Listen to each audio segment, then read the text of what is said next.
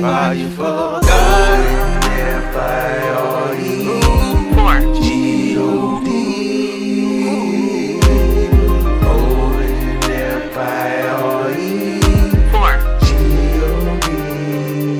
On fire for God. I want to welcome you to On Fire for God Reality TV Ministries once again, and I want to thank you for tuning in and following us and joining us as we go through the Kingdom Devotion series. And so, with no further delay, the title of this one is called Inherited Kingdom. Inherited Kingdom. Please just meditate on that.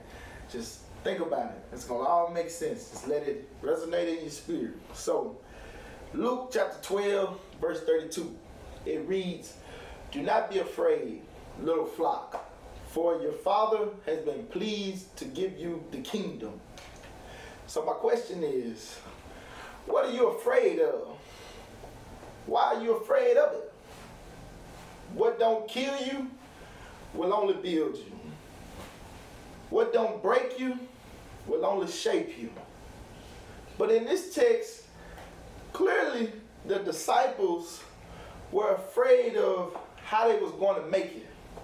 They were afraid of being in a financial bind. They was full of worry and doubt of where their next meal was going to come from.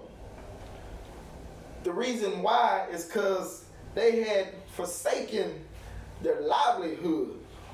I'm talking about they had forsaken their jobs that they had been on 20 years. They had forsaken the businesses that they done invested the time and the resources in. They left the one thing that they were certainly good at and knew it could pay their bills. I'm talking about the one thing that could put food on the table. I'm talking about that one gift that was easy for you to do. Yes, they left their profession that they had been doing all their lives to follow Jesus. They left that to fulfill a kingdom management position that they had been appointed and chose by God to fulfill. But they left that to fulfill a position that they didn't know nothing about. Peter, he was a professional fisherman. If he didn't fish, he didn't eat. Matthew, he was an accountant. If he didn't show people how to count and manage money, he didn't receive any money. Luke, he was a doctor. He spent years of his life in medical school trying to learn how to heal people.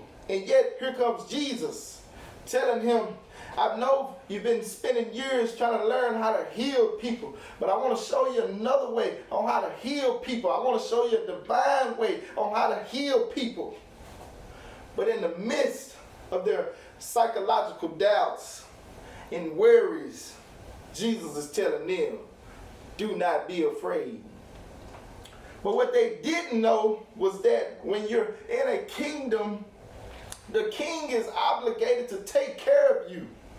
When you're in a kingdom, if the people are seen as poor, then the king is seen as poor. But in the world that we live in, everyone's goal is to be independent. I don't need nobody. I want nothing to do with God. I don't need God.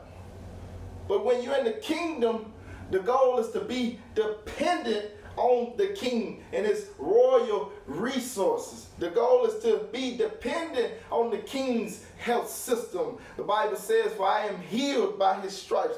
The goal is to be dependent on the king's commonwealth.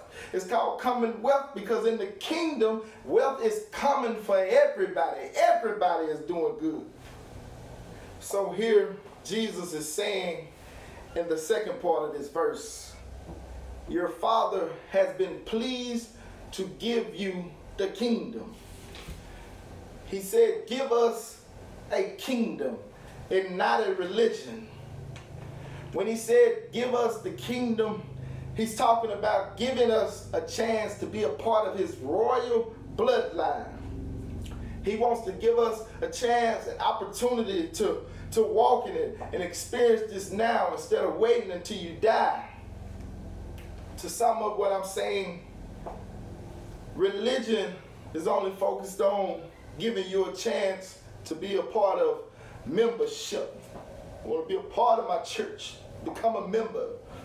But Jesus is saying the Father is pleased to give you a chance to be a part of his kingdom and be a citizen, to be a son, to be a daughter, where you inherit things. You got blessings, you got rights, you got benefits. He takes care of you.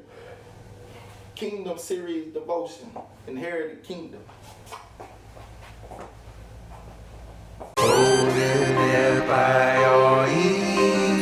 G-O-D on fire for God. F-I-R-E 4 G-O-D on fire for